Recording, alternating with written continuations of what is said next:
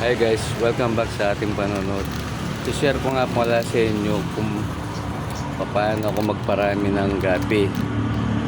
May dalawang paraan ng pagpaparami ng gabi. Ang una, kapag ang mga gabs nyo ay albino, ay kumakain talaga ng mga baby fry yan.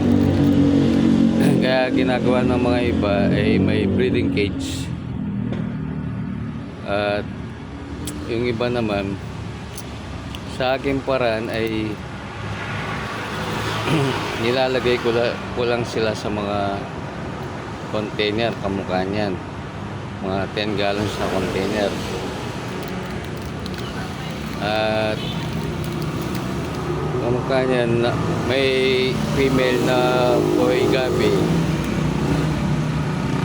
iniwalay ko, nilagay ko dun sa container. At at sa wakas nag-drop na rin siya ng mga fry. Kung makikita nyo, yan yung mga maliit, at nandun pa yung female. Yan, mga fry yan, para hindi makain ng mga parents nila.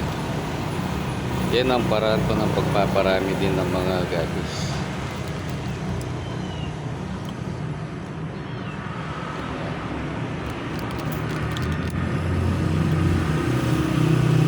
Mapapansin nyo, yung mga gabi natin okay lang naman, maliliksi.